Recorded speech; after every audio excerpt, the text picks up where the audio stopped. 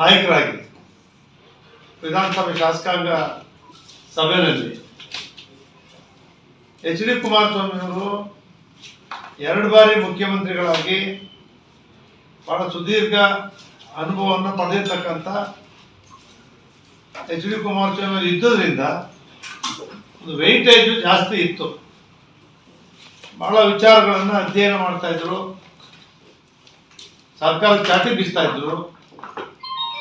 ಇದೆಲ್ಲರೂ ಕೂಡ ಮಾಡಿದ್ದಾರೆ ಸಮರ್ಥವಾಗಿ.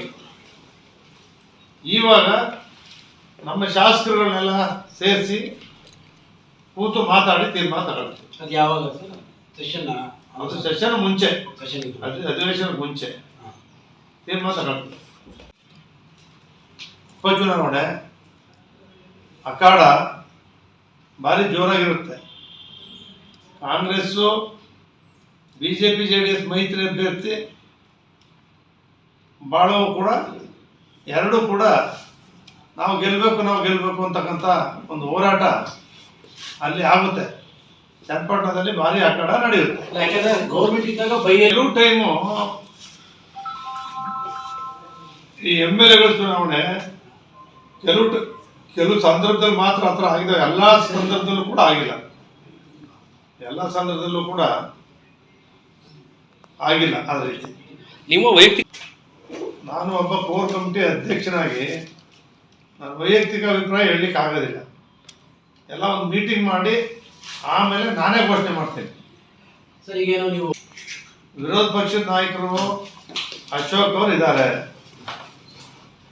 ಫ್ಲೋರ್ ಲೀಡರು ನಮ್ಮ ನಾಯಕರು ಎಚ್ ಡಿ ಕುಮಾರಸ್ವಾಮಿ ಅವರು ಇದ್ದರು.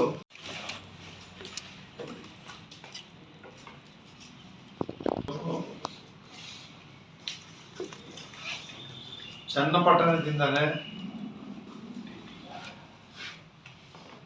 ಶಾಸಕರಾಗಿ ಮುಖ್ಯಮಂತ್ರಿಗಳಾಗಿ ಈಗ ಕೇಂದ್ರದ ಮಂತ್ರಿಗಳು ಕೂಡ ಆಗಿದ್ದಾರೆ.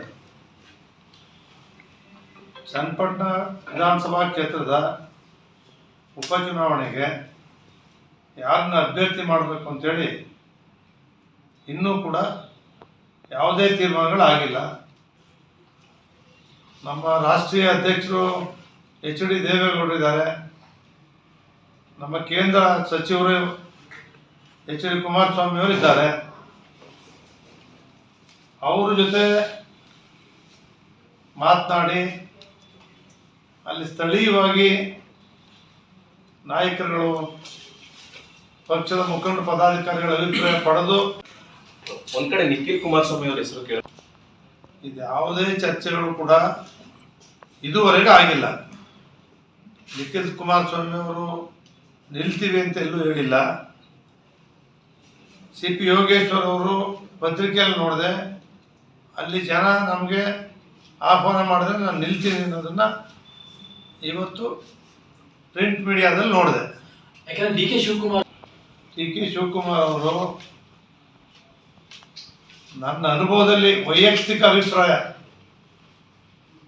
ಯಾವುದೇ ಕಾರಣಕ್ಕೂ ಚನ್ನಪಟ್ಟಣದ ಚುನಾವಣೆಯಲ್ಲಿ ಸ್ಪರ್ಧೆ ಮಾಡಲ್ಲ.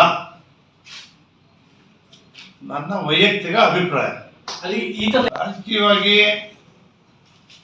ಅವ್ರ ತಮ್ಮ ಸೋಲಿಸಿದ್ದೀರಿ ಸುರೇಶ್ ಕುಮಾರ್ ಅವ್ರನ್ನ ಅಂತಕ್ಕಂಥ ಮನಸ್ಸಲ್ಲಿ ಇರೋದ್ರಿಂದ ನಾನೇ ಬರ್ತೀನಿ, ಓಟ್ ಹಾಕ್ತೀನಿ ಅಂತ ಕೇಳ್ತಕ್ಕಂಥ ಕೆಲಸ ಮಾಡಿರ್ಬೋದು. ಬೆಂಗಳೂರಿನಿಂದ ಮಂಗಳೂರುವರೆಗೆ, ಬೀದರ್ನಿಂದ ಚಾಮರಾಜನಗರದವರೆಗೆ ನಿಮ್ಮ ಸುದ್ದಿ ನಿಮ್ಮದೇ ಭಾಷೆಯಲ್ಲಿ ಕರ್ನಾಟಕ ತಕ್.